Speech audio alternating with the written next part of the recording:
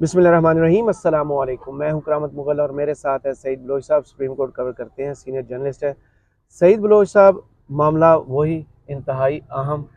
एक तो काजी साहब का रोमांस ख़त्म होना शुरू हो गया जी। काजी साहब के आने से पहले ये होगा वो होगा, जर्नलिस्ट बड़ी ट्वीट्स कर रहे थे। कोई एक ख़ास ग्रुप है उनके करीब, वो भी कह रहा था काजी आवेगा तो लग पता जाएगा। 14 दिन गुजर गए। एक तो काजी साहब कामयाब हुए को अपना रौब दबदबा जमाने में कोई ऐसा फैसला, कोई ऐसी समाअत जिससे पता चले कि अब काजी साहब आ चुके हैं। और दूसरा, फेडरल शरीयत कोड में इमरान खान के खिलाफ एक और दरख्वास्त आई है, उस पर बात करेंगे। पहले बताएं, आपका रोमांस थे काजी साहब, ख़त्म तो नहीं हुआ? बहुत शुक्रिया करामत मुगल साहब। देखें, मेरा तो काजी साहब के साथ किसी किस्म का कोई रोमांस नहीं था। मैंने उनके ओहदा संभालने से पहले ग़ालिबन ये 1 सितंबर के आसपास की कहीं बात है, और एक दोस्त ने वीलॉग करना था, तो उन्होंने मुझे कहा जी कि हम सुप्रीम कोर्ट के हवाले से कुछ एक सीरीज़ कर रहे हैं, तो उसके लिए आपका वक्त दरकार है। मैंने कहा ओके। जब उसमें उन्होंने मुझसे यही सवाल जवाब किए, तो मैंने कहा जी देखें, जो शख्स जज होते हुए अपनी अदालत में, ये पीटीआई के दौर की बात बता रहा हूँ, अपनी अदालत में सहाफ़ियों को हरासा करने से मुतल्लिक सर्वे करवा सकता है, और उससे ये अंदाज़ा लगा सकता है कि मुल्क के अंदर पाकिस्तान के अंदर सहाफ़त आज़ाद नहीं है, सहाफ़ी आज़ाद नहीं है। अपने हम ख्याल या अपने हामी समझे जाने वाले यूट्यूबर्स के घरों में जाके उनकी खैर खैरियत दरियाफ्त कर सकता है। लेकिन और ये सब कुछ कब हो रहा है? जब पीटीआई की हुकूमत थी, और पीटीआई की हुकूमत में ही काजी साहब ने पाकिस्तान को गटर से तशबीह दी थी। और अब देखें कि हालात बहुत ज़्यादा बदतर हैं। तो मैंने ये लिखा था कि पता नहीं काजी साहब अभी भी गटर में ही रिहाइश पजीर हैं या वो किसी पोश इलाके में मुंतकिल हो चुके हैं, क्योंकि पीडीएम ने के जो 16 माह उनकी हुकूमत रही है, उसके बाद यकीनन पाकिस्तान में जो बहुत सारे लोग थे, उनका स्टेटस तब्दील हुआ। अगरचे वो स्टेटस ऊपर से नीचे की तरफ हुआ, नीचे से ऊपर की तरफ लोग नहीं गए।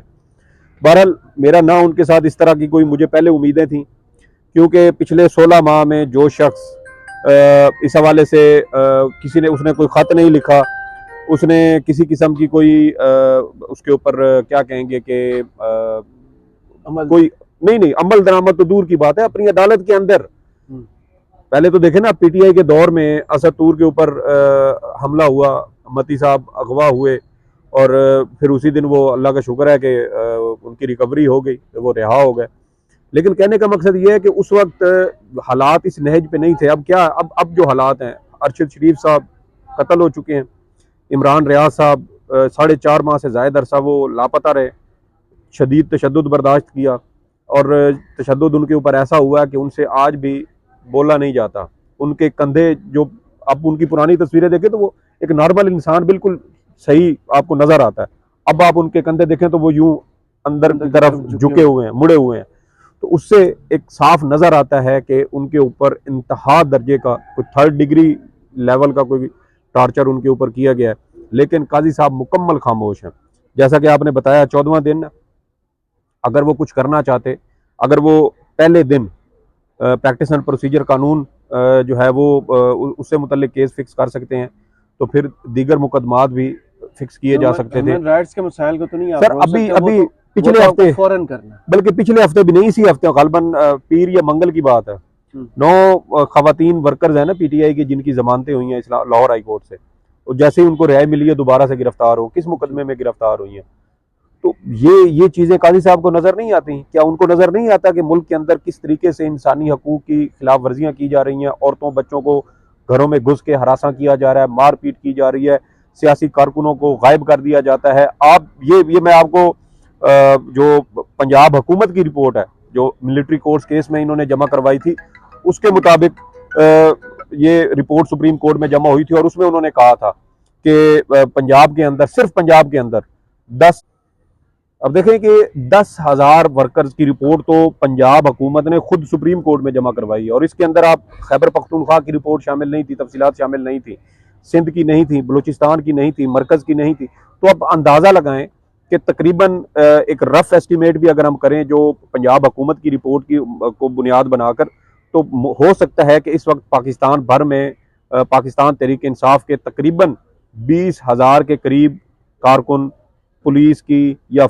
इस्टेब्लिशमेंट की या फौज या जो दीगर हसास इदारे हैं उनकी तहवील में हो सकते हैं।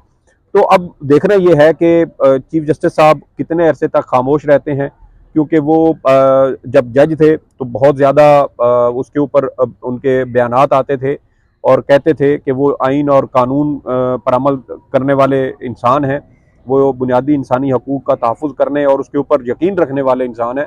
तो अब 14 रोज़ हो चुके हैं, अभी तक उनकी जानिब से कोई नोटिस नहीं लिया गया। एक सहाफ़ी जो अब अभी ज़िंदा है वो 4.5 माह लापता रहा। चीफ जस्टिस साहब चाहें तो मेडिकल बोर्ड बना के उसके हवाले से इंक्वायरी भी करवाई जा सकती है, उससे अदालत में तलब करके उससे पूछा जा सकता है कि आपके ऊपर ये तशद्दुद किसने किया, क्या क्या तशद्दुद किया गया।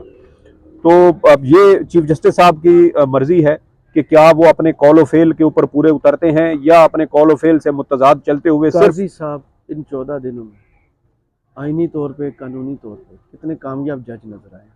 देखिए, मैं आपको चीफ जस्टिस साहब के गुज़श्ता 14 माह के 14 रोज़ के चंद इनकलाबी किस्म के इक़दामात गिनवा सकता हूँ। सही।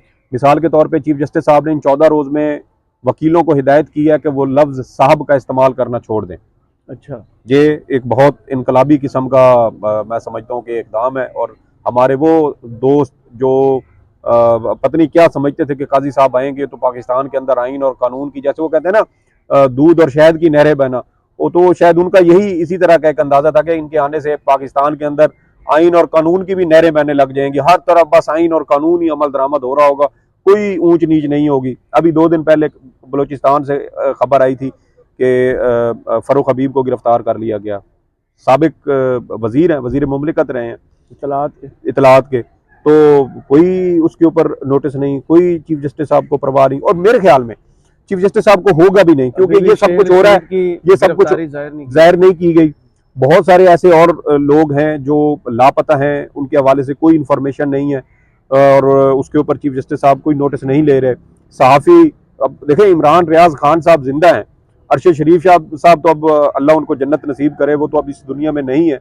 तो अब क्या चीफ जस्टिस साहब चाहते हैं कि एक और नामवर सहाफ़ी जो है वो इसी तरह रियासत के जुल्म का शिकार होकर साबिर शाकिर दुनिया से गुजर जाए? मईद मिर्ज़ादा को कोर्ट इश्तिहारी करार दे चुकी है, वो भी कोर्ट करार दे चुकी है। वजाहत खान साहब जो है वो इश्तिहारी हो चुके हैं। तो नहीं है। चल एंकर तो रहे हैं ना सर, एंकर तो रहे हैं ना। तो अगर यहाँ पर लोग जो है वो डेस्क पे बैठे हुए भी अपने आप को सहाफ़ी कह देते हैं, ठीक है, तो मेरे ख्याल में उनको भी थोड़ा सा हमें मार्जिन देना चाहिए कि वो भी बनते हैं सहाफ़ी। तो जब तक डेफिनेशन प्रॉपर इसमें नहीं आती तो हमारे खिलाफ हम तो मार्जिन देना चाहिए। जी जी जी जी। तो ये सारी चीजें हो चुकी हैं, ये गुज़श्ता 16 माह में हुई हैं। जितनी इंसानी हकूक की खिलाफ वर्जियाँ गुज़श्ता 16 माह में हुई हैं, देखें इतना ज़्यादा रियासती जबर हुआ कि लोगों ने गुज़श्ता 16 माह की इन इक़दामात को 1971 में बंगालियों के साथ हुए मज़ालिम के साथ तशबीह देना शुरू कर दी थी। तो मुझे बताएं फिर काजी साहब कौन से ऐसे धमाके के इंतज़ार में हैं? और कल भी 2 धमाके भी हो गए हैं, चलें ईद मिलादुन नबी के मौका पर। तो अब भी अगर ये किसी किस्म का कोई नोटिस नहीं लेते, कोई इक़दामात नहीं करते। और सबसे बढ़ के एक और अहम बात मैं आपको बताऊं कि 9 अगस्त को कौमी असम्बली तहलील हो रही है। 9 हो गई है, वही कह रहा हूँ। 9 सितंबर को 9 अक्टूबर को 2 महीने हो जाएंगे। 9 सितंबर 8 सितंबर को पूरे 3 माह हो जाएंगे। 8 अक्टूबर तक पाकिस्तान के अंदर हर हाल में आम इंतखाबात होने चाहिए थे। क्या काजी साहब को कोई फिक्र है, कोई परवाह है कि मुल्क में आइन पर अमल दरामद हो रहा है या नहीं हो रहा? तो मेरे ख्याल में ये सब कुछ सिर्फ इस वजह से हो रहा है क्योंकि काजी साहब समझते हैं कि ये सब कुछ पीटीआई के खिलाफ हो रहा है, इमरान खान की जमात के खिलाफ हो रहा है, इसलिए उन्होंने आंखें बंद की हुई हैं। अब देखें कि पाकिस्तान मुस्लिम लीग नून को बयानियां फराहम करने के लिए वो पूरी कोशिश कर रहे हैं। एक केस जिसमें दरखास्त गुजार की मर्जी है जी कि उन्होंने कहा जी कि हम अपनी दरखास्त वापस लेना चाहते हैं। वो तो एक्सटेंशन वाले केस में भी वापस ली थी, लेकिन उन्होंने कहा था नहीं। तो देखे ना वो तो चले मामला। इससे ज्यादा अहम जो चीज है ना सर, वो ये तो नजर सानी है ना सर। नजर सानी में तो आपका स्कोप वैसे भी लिमिटेड होता है। तो फिर इमरान खान के खिलाफ जो भी दरख्वास्त आई है फेडरल जुडिशल में, फेडरल शरीयत कोर्ट में, जी जी, क्या होगा? कितनी और दरख्वास्तें आना, कितने केस बनना भी बाकी? देखें, पहली बात देखें कि ये दरखास्त गुजार कौन है। अच्छा, दरखास्त गुजार हैं शाहिद औरकज़ई साहब। अच्छा, शाहिद औरकज़ई साहब एक आदी किस्म के दरखास्त गुजार है। आदी समझते हैं? जी जी, हैबिचुअल जी, जिनका बस मकसद यही होता है कोई मामला है ना उसके ऊपर दरखास्त, कोई मामला है उसके ऊपर दरखास्त। और इनकी इन्हीं आदतों या हरकतों की वजह से साबिक चीफ जस्टिस इफ्तिखार मोहम्मद चौधरी के दौर में इनके ऊपर सुप्रीम कोर्ट में दाखिले पर पाबंदी लगी थी और वो पाबंदी ताहाल बरकरार है। ये सुप्रीम कोर्ट के ग्रिल है ना, ग्रिल जो बाहर लगी हुई है 4 दीवारी, ये वहां तक जाते हैं, अंदर नहीं जा सकते, ना इनको पुलिस इजाज़त देती है। उसकी वजह यह है कि सुप्रीम कोर्ट समझती है कि इनकी दरखास्तें फजूल और लायानी किस्म की होती हैं और इसी वजह से इनके दाखिले के ऊपर पाबंदी लगा गई। और सिर्फ इनके ऊपर नहीं, इनके साहबजादे भी हैं, उनके ऊपर भी पाबंदी है, वो भी अंदर नहीं जा सकते। बारे में इन्होंने जमा कराई? इन्होंने दरखास्त दायर की थी पहले, ये दरखास्त खारिज हो चुकी है, ये रिव्यू है जो अब दोबारा फिक्स हुआ है। इमरान खान की जो शादी थी ना बुशरा बीबी के साथ, तो उससे मुतालिक देखिए कोई मसला, अब वही यही तो मैं बात करूंगा, वो हैबिचुअल है, वो समझते हैं कि ये एक इंटरेस्टिंग किस्म का मौजू है, तो मैं इसके ऊपर दरखास्त दायर कर लेना देना उससे कोई नहीं, सोसाइटी को नुकसान नहीं, तो आप दरखास्त। मजे की बात ये है, मजे की बात ये है कि इमरान खान साहब के वो निकाह खां जिन्होंने निकाह पढ़ाया था और बाद में बददियानत बन के वो भी इस्लामाबाद की जिलाई अदालत में उनके खिलाफ गवाही देने चले आए थे। मेरे ख्याल में ऐसे लोगों को ना, जो इनको अल्लाह का खौफ है ही नहीं, ये जितना अल्लाह के नज़दीक होने की कोशिश करते हैं ना, ये उतने दूर होते हैं। मेंबर पे बैठ के झूठ बोलते हैं, बददियानती करते हैं, मुनाफकत करते हैं, दोगले हैं। अब इन्हीं जो वो निकाह खां साहब थे, अब जब ये यहाँ पे पेश हो गया अदालत में, इन्होंने जाकर इमरान खान के खिलाफ गवाही दे दी कि ये जब ये इनका निकाह हुआ था तो बुशरा बीबी इद्दत में थी। तो उन्हीं का एक क्लिप वायरल हो गया, मेंबर पे बैठे हुए हैं, हाँ जी, चुगा उन्होंने उलमा वाला पहना हुआ है और वो वहां पे क्या फरमा रहे हैं, मौजू भी यही है इत्तेफाक से। कहते हैं कि अगर एक औरत कहे कि उसकी इद्दत पूरी हो गई है माना जाएगा, तो फिर किसी और गवाही या सबूत की जरूरत नहीं है, उस औरत की बात पे यकीन करते हुए उसके ऊपर अमल दरामद किया जाएगा और उसके ऊपर आगे बढ़ा जाएगा। तो जब यहाँ पे आपको पता है 2018 में जब पीटीआई की 2 अगस्त में हुकूमत बनी थी, तो सितंबर में नदीम मलिक साहब हैं, सीनियर एंकर हैं, हम न्यूज पे पहला शो उन्होंने किया था। और उसके बाद बुशरा बीबी ने कहीं और किसी शो में मेरे ख्याल में उन्होंने वो इंटरव्यू नहीं दिया और उसमें उन्होंने ये सवाल किया था बुशरा बीबी का। आप अभी भी जाएं यूट्यूब पे सर्च करें नदीम मलिक इंटरव्यू विद बुशरा बीबी, आपको उसका पूरा प्रोग्राम मिल जाएगा। अब उसमें उन्होंने यही सवाल किया, तो बुशरा बीबी ने कहा कि जब मैंने इमरान खान से निकाह किया तो मेरी इद्दत की मुद्दत पूरी हो चुकी थी। अब वो औरत जब खुद गवाही दे रही है और कह रही है कि मेरी इद्दत पूरी हो चुकी थी, तो फिर हम मामे लगते हैं कि हम उन 2 मियाँ बीवी के दरमियान जाके टांग अड़ाने। मेरे ख्याल में वफाकी शरई अदालत को चाहिए कि वो इन दरखास्त गुजार साहब को इधर भी पाबंदी लगा दे, पाबंदी लगाए और ऐसे लोगों की दरखास्तें देखें, एक तो होती है ना पाबंदी लग चुकी है, ऐसे लोगों की दरखास्तें इंटरटेन ही नहीं करनी चाहिए, नाम देख के वहीं से पाड़ के मुंह पे मारे, जुर्माना करें और भारी जुर्माना करें 5 से 10 लाख रुपए का, क्योंकि जब तक इनको इस तरह की डज नहीं पड़ेगी ना, तो बेशरम लोग दूसरों की जिंदगी में मदाखलत करते रहेंगे।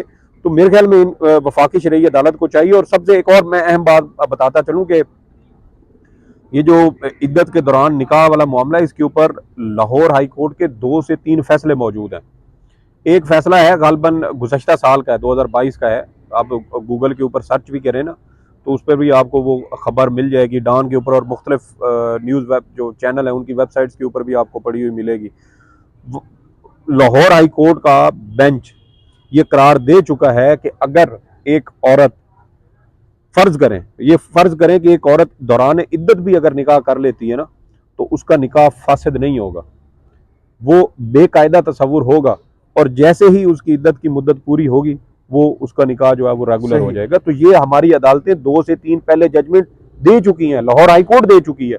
आप सर्च करें, आपको 2 से 3 फैसले मिलेंगे, मैं खुद सर्च कर चुका हूँ। तो फिर अब पता नहीं लोग इस संडे में से क्या दूध दोना चाहते हैं, क्या करना चाहते हैं, अल्लाह इनको हिदायत दे।